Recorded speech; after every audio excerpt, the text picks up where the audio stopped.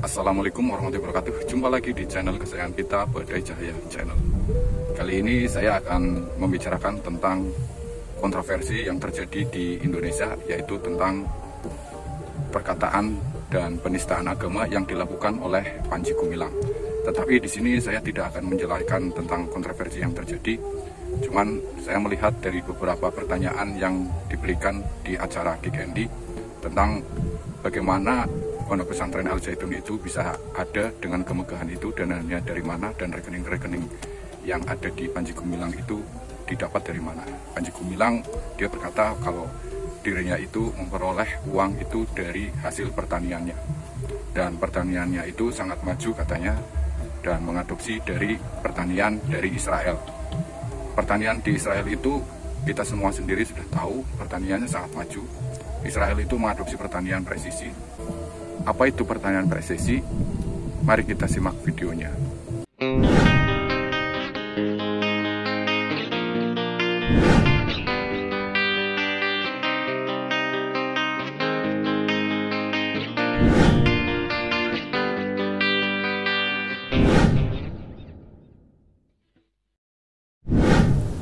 Dari mana uang untuk membangun Al Zaitun ini? Gerakan ekonomi itu. Apa misalnya?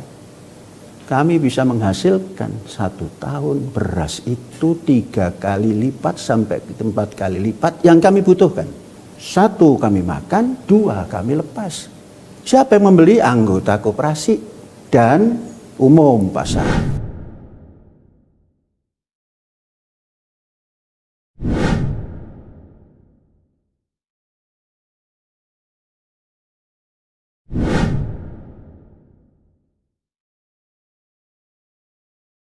Ada beberapa media yang memberitakan tentang penerapan pertanian di Al Zaitun menggunakan pertanian Israel. Kita semua tahu bahwa pertanian di Israel itu sangat maju. Karena di Israel sendiri melakukan pertanian presisi. Bukan hanya di Israel, di China, di Amerika, dan negara-negara maju itu melakukan pertanian presisi. Apa itu pertanian presisi? Pertanian presisi adalah pertanian yang melakukan pendekatan dengan praktik menggunakan teknologi canggih dan akurat untuk memaksimalkan sumber daya yang ada seperti lahan, air, pupuk, dan pestisida. Tujuan dari pertanian presisi adalah untuk meningkatkan efisiensi produksi, mengurangi dampak lingkungan, dan meningkatkan keberlanjutan pertanian. Lalu, alat apa sajakah yang digunakan untuk pertanian presisi itu? Alat yang pertama adalah GPS. GPS atau singkatan dari Global Position System digunakan untuk menentukan posisi dan koordinat yang tepat di lahan pertanian. Ini membantu petani dalam pemetaan lahan, pemantauan pertumbuhan tanaman, dan pemetaan hama dan penyakit. Ada banyak aplikasi yang digunakan atau diterapkan di smartphone yang kita punya. Yang kedua adalah sensor tanah. Sensor tanah digunakan untuk mengukur kelembapan tanah, kandungan nutrisi, tingkat pH, dan faktor-faktor lain yang mempengaruhi pertumbuhan tanaman.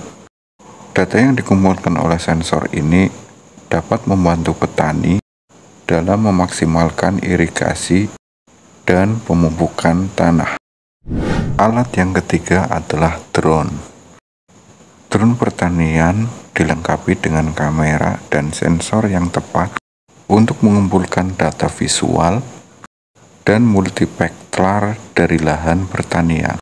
Dengan menggunakan drone, petani dapat memantau kondisi tanaman dan mendeteksi masalah seperti diferensiasi nutrisi atau serangan hama dan melakukan tindakan yang tepat secara cepat. Yang keempat adalah alat pengukur klorofil. Alat pengukur klorofil digunakan untuk mengukur kandungan klorofil yang ada pada daun. Klorofil adalah pigmen hijau yang terdapat pada daun untuk proses fotosintesis. Dengan mengukur kandungan klorofil, petani dapat melihat apakah tanaman dalam keadaan sehat dan mengerti bagaimana keadaan nutrisinya. Irigasi otomatis. Sistem irigasi otomatis menggunakan sensor dan pengontrol yang terhubung dengan sistem irigasi. Sensor akan melakukan pendeteksi tentang kelembaban tanah dan akan memberikan perintah kepada kontrol yang terhubung di sistem irigasi tersebut, yang kemudian kontrol akan menghidupkan atau mematikan air irigasi secara otomatis. Bahkan sekarang sudah bisa dikontrol menggunakan smartphone. Oke, terima kasih sudah menonton video dari saya. Semoga bermanfaat informasi buat kalian. Akhir taufik wal hidayah. Wassalamualaikum warahmatullahi wabarakatuh. Salam sukses untuk kita semua.